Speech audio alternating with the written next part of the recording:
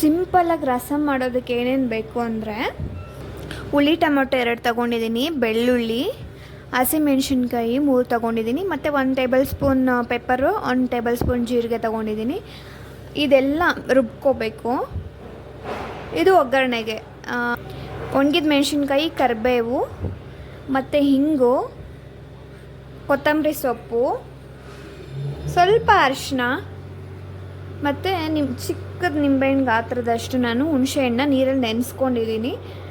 ಸ್ವಲ್ಪ ಉಪ್ಪು, ಎಣ್ಣೆ ಬೇಕು. ಬನ್ನಿ ಯಾವ ಥರ ಮಾಡೋದು ರಸಮ್ ಅಂತ ತೋರಿಸ್ತೀನಿ ನಾನು. ಮಿಕ್ಸಿ ಜಾರ್ಗೆ ಆವಾಗಲೇ ತೋರಿಸ್ದೆ ಅಲ್ವಾ, 2 ಟೊಮೊಟೊ ಹಾಕ್ಕೋಬೇಕು.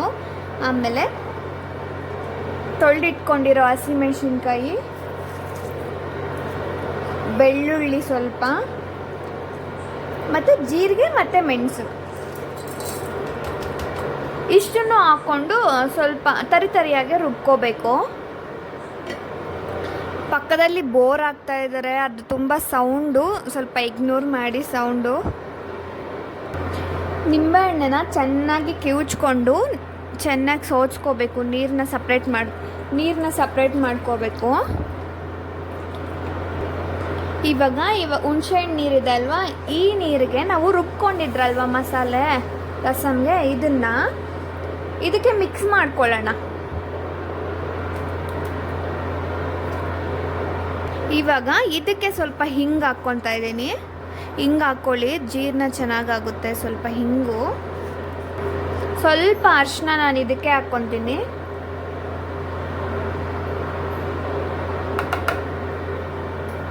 ಇವಾಗ ಇದಕ್ಕೆ ನಮ್ಗೆ ಎಷ್ಟು ಬೇಕೋ ಅಷ್ಟು ನೀರು ಹಾಕ್ಕೊಳ್ಳೋಣ. ಇದಕ್ಕೆ ನೋಡಿ, ನಾನು ಇಷ್ಟು ನೀರು ಹಾಕ್ಕೊಂಡಿದ್ದೀನಿ. ನೋಡ್ಕೊಂಡು ಹಾಕ್ಕೊಳ್ಳೋಣ. ಆಮೇಲೆ ಎಷ್ಟು ನಮಗೆ ನೀರಾಗಬೇಕು ರಸಮ್ಮು ನೋಡ್ಕೊಂಡು ಹಾಕ್ಕೊಳ್ಳೋಣ. ಬನ್ನಿ ಇವಾಗ ಒಗ್ಗರಣೆ ಹಾಕ್ಕೊಳ್ಳೋಣ.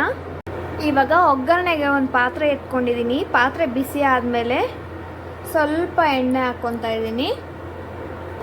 ಎಣ್ಣೆ ಇವಾಗ ಬಿಸಿ ಆಗಿದೆ. ಇವಾಗ ಸಾಸಿವೆ ಸ್ವಲ್ಪ,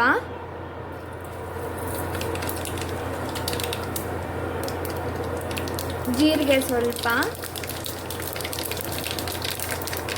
ಮತ್ತು ಕರಿಬೇವು, ಮೆಣಸಿನ್ಕಾಯಿ, ಒಣಮೆಣಸಿನ್ಕಾಯಿ,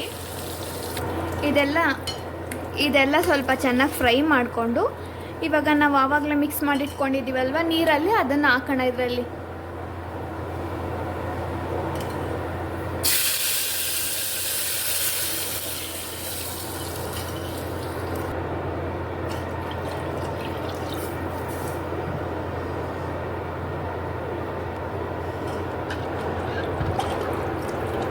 ನೋಡ್ಕೊಳ್ಳಿ, ನೀರು ಎಷ್ಟು ಬೇಕೋ ಅಷ್ಟು ಹಾಕ್ಕೊಂಡು ಇವಾಗ ಉಪ್ಪು, ರುಚಿಗೆ ತಕ್ಕಷ್ಟು ಉಪ್ಪು ಹಾಕ್ಕೊಳ್ಳಿ.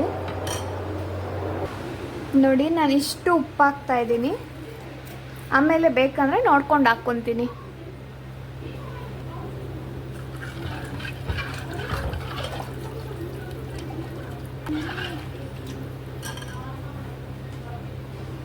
ಇವಾಗ ನಾನು ಸ್ವಲ್ಪ ರಸಮ್ ಪೌಡ್ರ್ ಹಾಕ್ಕೊತೀನಿ. ರಸಮ್ ಪೌಡ್ರ್ ಹಾಕ್ಕೊಂಡ್ರೆ ಚೆನ್ನಾಗಿರುತ್ತೆ ಟೇಸ್ಟ್. ಅದಕ್ಕೆ ರಸಮ್ ಪೌಡ್ರ್ ಸ್ವಲ್ಪ ಹಾಕ್ಕೊತಾ ಇದ್ದೀನಿ.